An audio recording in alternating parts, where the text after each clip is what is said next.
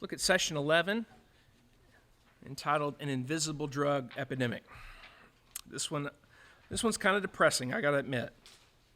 I think I said last week that this is probably the one that concerns me most within the church and within culture. I'm not suggesting that other things are not problematic, but I honestly think that a lot of times the public church, they really want to talk about, the evangelical church, they really want to talk about the sexual sins of other people. And I understand that inclination, but what I don't understand is how at times it can seem that we're very dismissive of deep problems within the body of Christ. And one of those, I think, is related to this idea of pornography. So the aim in this session is to expose the darkness of pornography and its impact on individuals and society. So last week we looked at Romans 1, where the Apostle Paul wrote, "Therefore God gave them up in the lust of their hearts to impurity, to the dishonoring of their bodies among themselves, because they exchanged the truth about God for a lie, and worshipped and served the creature rather than the Creator, who is blessed forever. Amen." For centuries, I believe this passage has rightly been understood as a denunciation of homosexuality as an acceptable lifestyle in society and before God. In no uncertain terms, Paul explicitly addresses and denounces the shameful acts of those who gave up natural relations with the opposite sex and received in themselves the due penalty for their error. So this would actually be a passage similar to the 1 Corinthians 6:18. It actually talks about a receiving of the penalty because of their act. Paul tells us that God gave them up to dishonorable acts because of this dark exchange.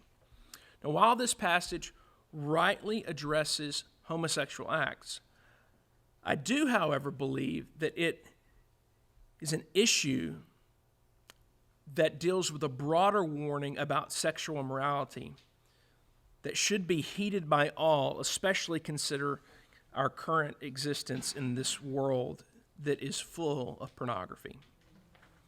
Hardly anyone can live unaffected by pornography in our day.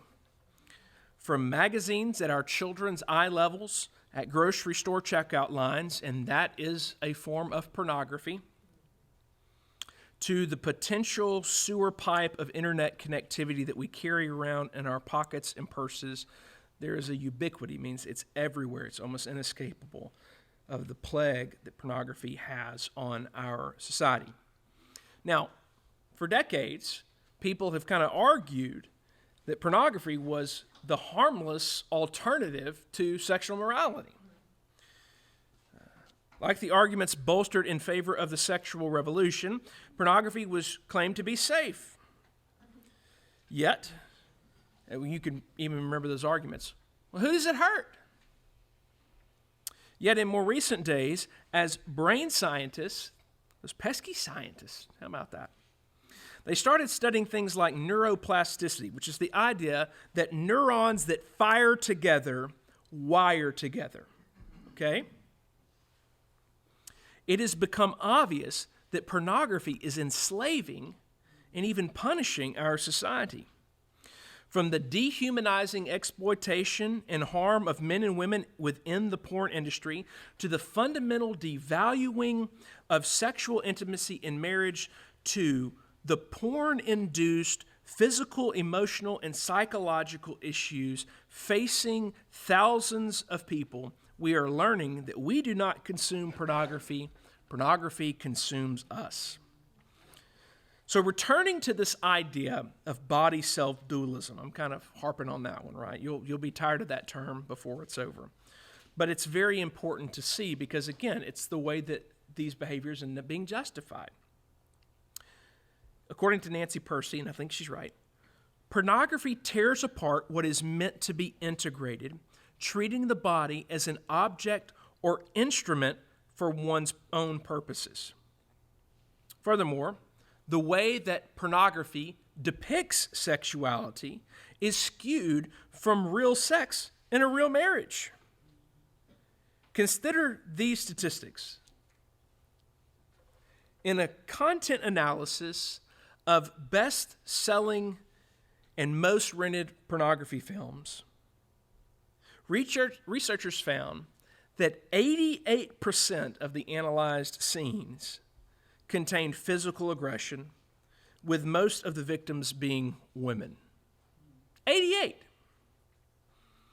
The result was that those who watched mainstream pornography were more likely to say that they would commit rape or sexual assault if they knew that they wouldn't be caught. You remember the statement? Who does it harm? How about these statistics? And I'm not one to throw out statistics just for the sake of doing it. I was taking a doctoral research seminar, and they were teaching us how to do research, and one of the professors, I think he was quoting Mark Twain, and I'm not going to quote Mark Twain exactly, but someone said there are lies, there are dang lies. He didn't say dang lies, but he said something else. There are lies, dang lies, and there are statistics. So you do have to be careful with statistics. The problem, I think, with the pornography statistics is they're actually probably worse than they're being reported, because a lot of this requires self-reporting. And there's a shame associated with it, and I don't know a whole lot of people that are like, I'd like to fill that survey out. So you got to be careful with it. But this is based on interactions with people, okay? So it's not anecdotal. It's not just rock-hard science. But think about this. The average age that a boy first encounters pornography is 11 years old. Yeah. That's as of October 2021. There was a time in which the statistic was 9 years old. Now keep in mind, what did I just let's draw the lines here. 88% of the scenes analyzed among the best movies and of what people have seen and are popular, 11-year-olds had an 8 or more than 8 in 10 chance of being exposed to sexual aggression, violence toward women. Is there any? Are we surprised that we have a culture of rape on our campuses? How about this one? Roughly 75% of parents surveyed in a British study believed that their children had never seen pornography. Yet more than half of the kids of those parents had seen it. So not only do we have a problem of exposure, we have an issue of what? Parental denial. This one was unbelievable to me. There's one pornography website in particular that was visited more frequently than eBay's website, Walmart's website, Instagram, Netflix, Twitter, or ESPN. That was just a 1-month survey. I've seen statistics that are worse than that.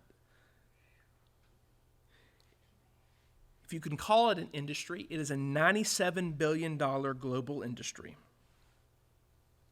I could sadly spend the rest of the evening detailing things like this.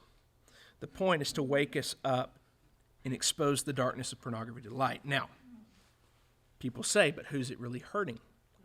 Aren't the people that are participating in pornography doing it because they want to?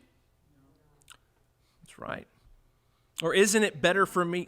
We wonder why our kids take pictures of themselves and send them to other people and our Yeah. grandkids. I mean, it happens all the time because they think it's okay. Yeah. Or someone says, isn't it better for me to watch pornography than to go out and actually have sex with someone? So they're thinking, like it's not as bad. They're thinking in their brain, okay, well, you said that heroin's bad, so I'm not going to do heroin. do cocaine. And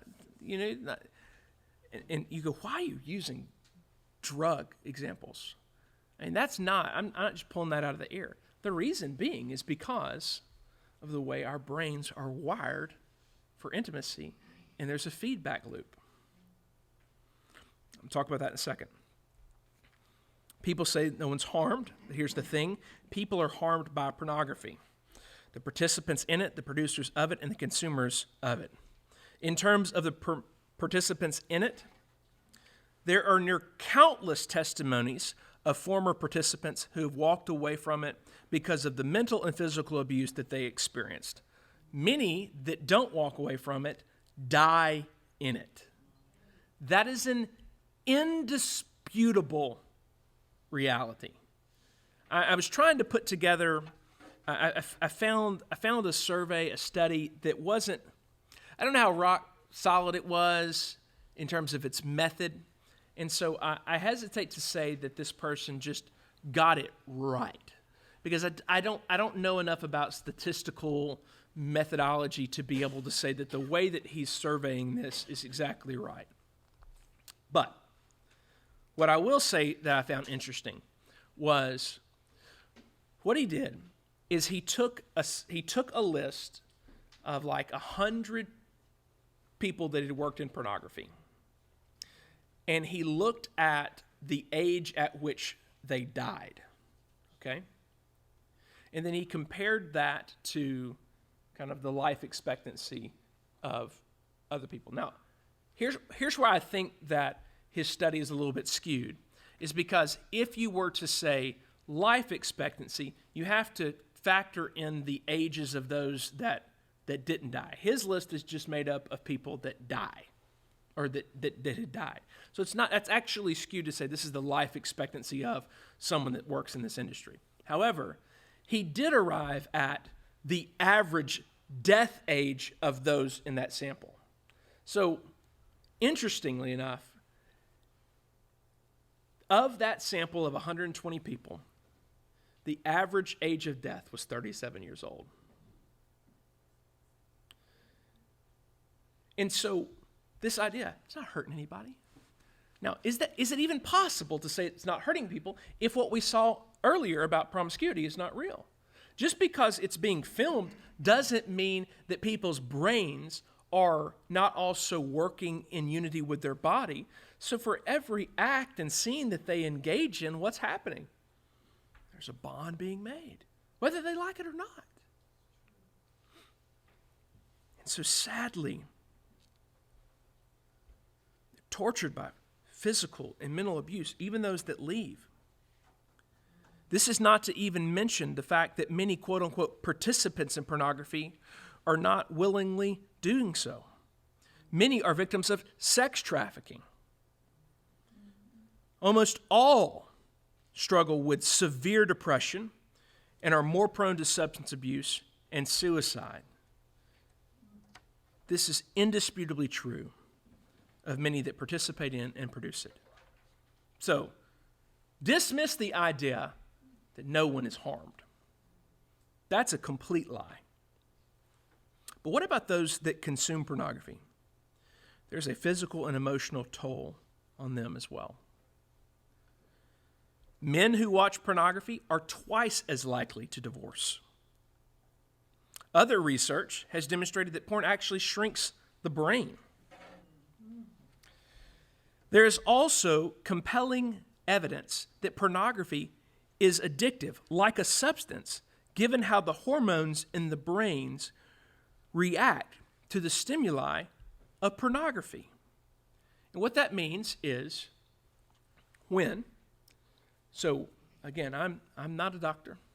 Well, I'm not a medical doctor. I guess I should preface that. When someone takes sugar, okay, and they eat sugar, their body digests sugar, there is a release of hormones that reinforces that desire for that, so that when you see sugar, like I see right now on your table, you go, I'd like to eat one of those Rolos, but I'm not, but I want to. And I can tell myself, I can rationalize, I can tell myself all the reasons why I shouldn't do that. And by the way, oh my gosh, I feel bad now. I'm on a diet, so you eat and enjoy. I'm not saying it's wrong to do that. But what I'm saying is there's a reason why if you have a lot of chocolate on the table and you have a lot of celery on the table, you know what you're going home with. You're going home with celery. That's going to spoil. Why? Because celery does not produce within us that chemical response that says, ooh, I crave that, okay? So, sugar does it. And eventually what happens is our taste buds dull to the type of sugar. So what do we need? We need something sweeter. We need more sugar, okay? Same type thing happens with drugs. You take cocaine or heroin. I'm using those as examples because they're highly addictive. What happens? You take it in. You have a strong rush of dopamine. It's the pleasure molecule, okay, within the brain system. Now, let me ask you. You know this answer. Will you be able to continue to just take that dose of that drug and get the same high forever? No, why not? Because your body eventually acclimates to it. And what do you have to have? You have to have more. And then you have to have more. Cocaine and heroin, those types of things. And you go, why are you talking about that? In a lot of ways, it's closely related to the way that pornography impacts the brain. There's some really good videos. I'll try to remember to put those in my notes when I send that out. There's a few videos that document the effect of pornography on the brain. And you're going to go, how? Okay, what's the parallel? What are you getting at? Listen to this. So someone goes from seeing the image, a naked image, and then they want to see something else or something different. And then eventually what happens? That's not interesting to them anymore. Why? Because their brain is no longer what? It's no longer really interested. Or, hey, look, this is the language that's used. Turned on by that. Okay? So as this continues to happen, what happens? They have to have something different, which is why pornography as quote-unquote an industry has continued and moved beyond what it was whenever it was just people having sex to more grotesque forms of nudity and abuse and violence and whatnot. Why? Because there was a need for people to continue to have a supply of something that was stronger, that would provide a stronger image. Now, you're going, okay, yeah, but what if somebody just wants to live that way? The reality is, these hormones react in the brain as a stimuli of pornography, and it creates an addiction. Now listen to this. You have seen an increase in the last decade of 20s, 30-something men going to their urologist and requesting erectile dysfunction medicine. And you know what one of the implications has been of that? It's, the reason why you are asking for this medicine is not because you're in your later years of life and your circulatory system doesn't work the way it works anymore. It's that you can't get aroused by a real woman in a real relationship. Because the only type of nudity and sexual act that you've ever seen is one that's simulated and filtered. And so now what you actually have, and what I meant by epidemic, I wasn't trying to be over the top. You actually have porn-induced erectile dysfunction where otherwise healthy males are no longer able to have sex with real women because porn has so wrapped and warped their understanding of sexuality in the nude form that they are no longer turned on. I had a friend that used to be a seminary professor, and he would do counseling for students. And he said they would come in and be a married couple. It's a seminary, okay? And or maybe they were a couple from the church. And listen, by the way, none of this is to shame anybody that has a struggle right now. First I want to say is before I get into his story real quick, I want you to hear that there's hope because of the way that God designed the brain. There is a hope for freedom from this type of addiction because of neuroplasticity. If you can starve the brain of that type of dopamine response, you can eventually not outgrow it, but move away from it. But you do need to start. Part of the way that you do that is through deprivation of that response. That's right. I'm not going to eat any Rolos. But what my friend mentioned regarding his counseling is he said he started seeing that he'd have a couple or two come in, and the wife would say, my husband's just not really interested in me anymore. And my friend started saying to the young man, how long you've been looking at pornography? And his testimony was that, at least from what he could tell, he was never wrong about that. So, could there be some exceptions? I'm sure that there are some physiological explanations for that. Okay, that's not true for every single person on the planet. But the reality is a 26-year-old, otherwise healthy man ought to be desirous of his wife. What he had was a warped brain, and this idea that nobody's being harmed by it. People are being harmed by it. It is actually hurting the way our brains function.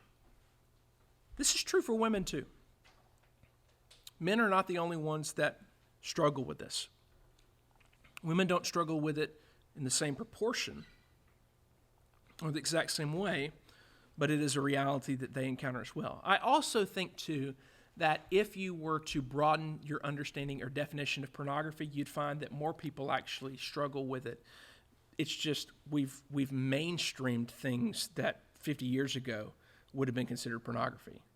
Now, I wasn't here 50 years ago, but many of you were, and you remember watching TV, and you know as well as I do, there are things on TV now at 7 o'clock when the kids are still up eating supper that would have never been shown when you were a kid.